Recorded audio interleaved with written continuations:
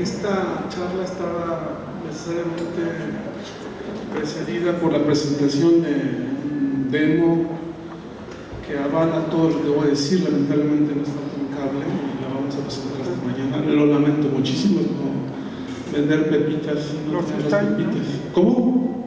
No se oye, Javier, no hay sonido, no tenemos el cable, entonces lo lamento mucho. Vamos a hacer como si hubiera y mañana los que estén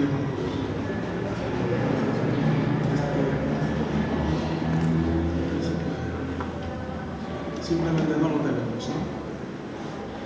Bien, cito casi textualmente del proyecto de investigación El Movimiento Homosexual de México 1970-1980 a través de la voz y la mirada de sus protagonistas del ENAINA y Colectivo Sol y Sidón. Lo siguiente. No sé. Es que ya no veo.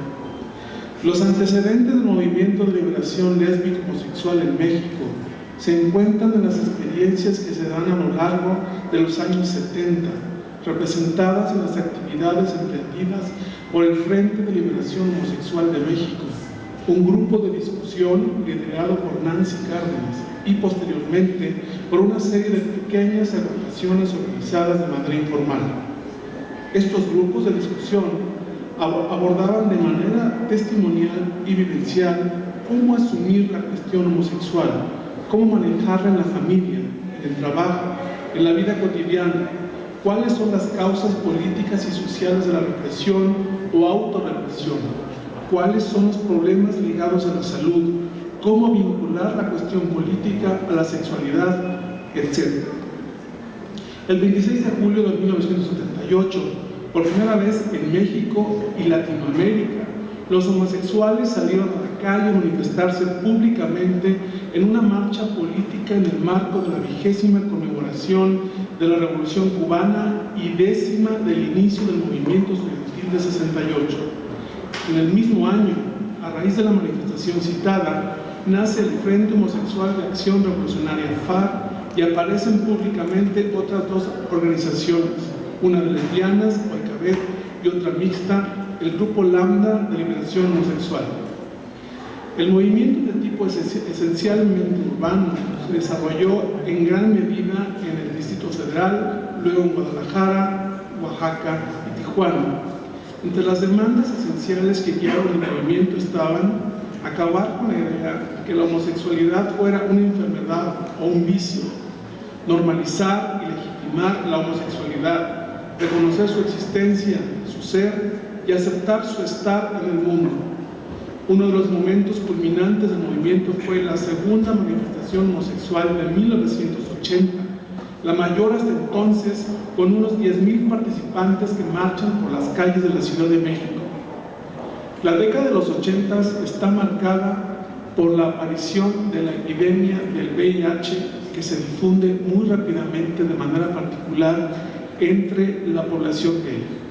Los grupos de liberación gay mexicanos se han visto fuertemente devastados por el SIDA. Muchos de sus protagonistas han fallecido y se ha perdido huella de sus vivencias.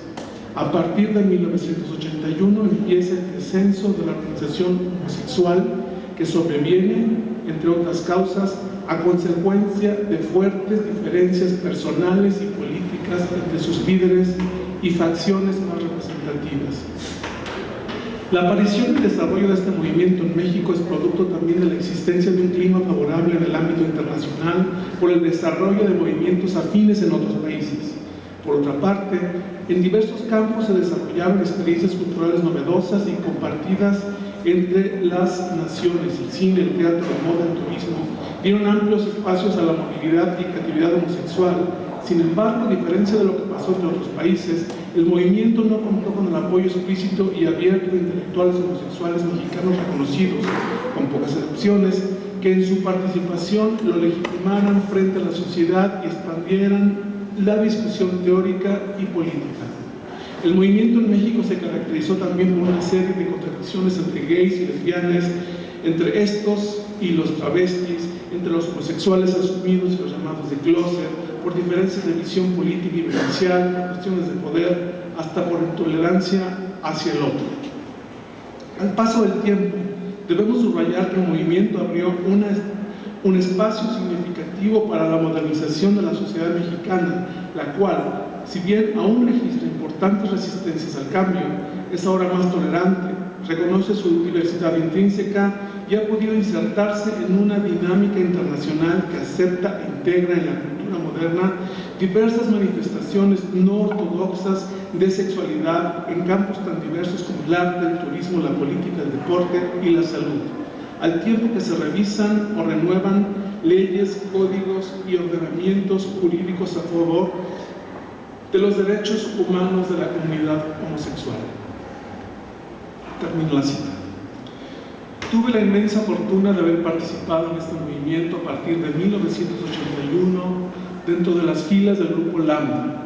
Fui llevado a este por consejo de la mismísima Nancy Cárdenas Martínez, parreña al igual que mis padres, razón por la cual llego a conocerla en 1976. El movimiento me forma, soy consecuencia de esta experiencia y del contacto personal hasta hoy vigente con muchos de estos personajes entrañables.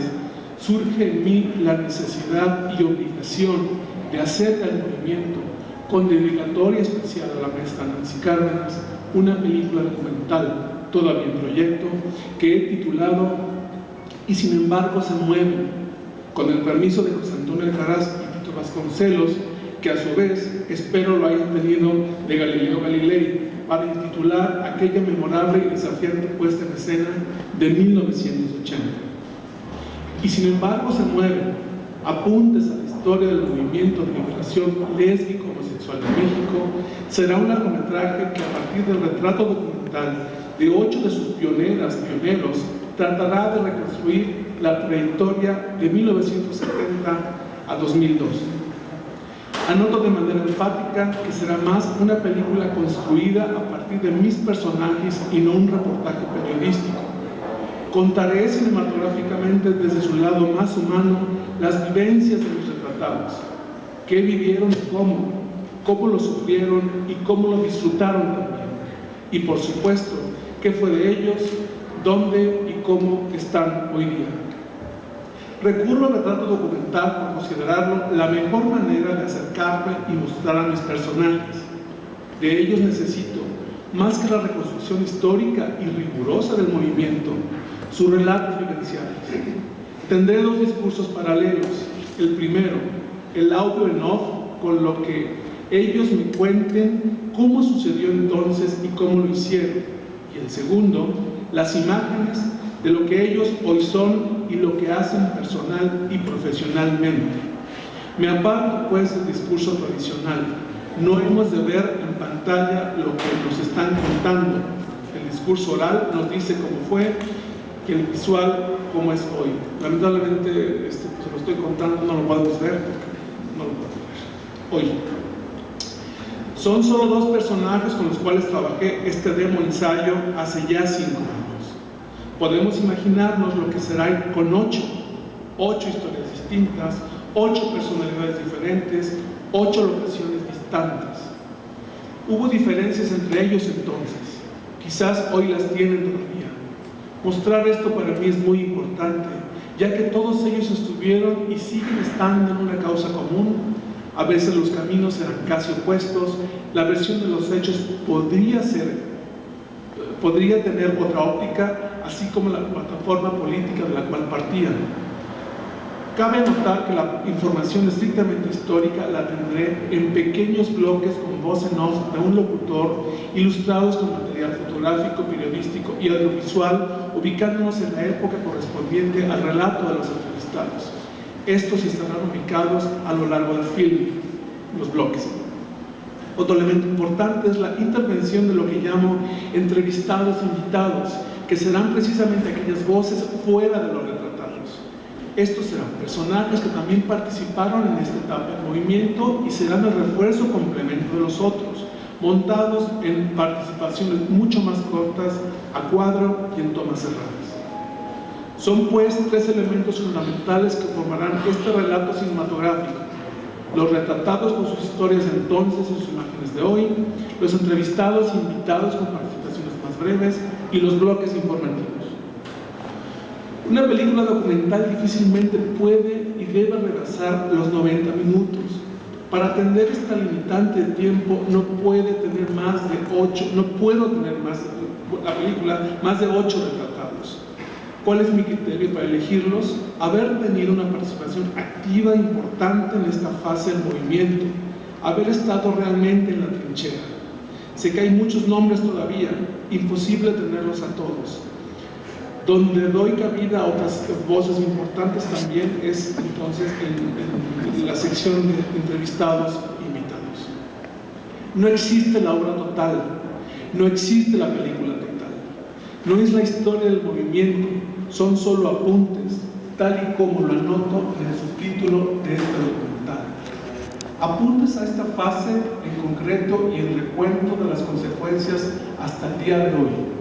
Esta película intenta el rescate de una parte de esa memoria histórica, intenta aportar elementos para la reconstrucción de la historia social del movimiento lésbico homosexual en México, contribuyendo así a la reflexión y a la investigación. Deberá ampliar a la audiencia el campo de conocimientos sobre el mundo lésbico homosexual. No será una película del gueto para el gueto.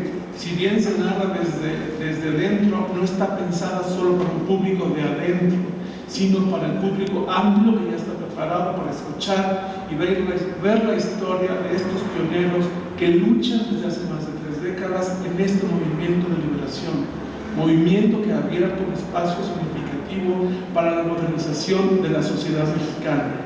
Han sido el feminista desde la izquierda, la punta de lanza para muchos cambios significativos en leyes, códigos y ordenamientos jurídicos a favor de la comunidad lésbico-homosexual, como por ejemplo el matrimonio entre personas del mismo sexo y la nueva legislación sobre el aborto en el DF.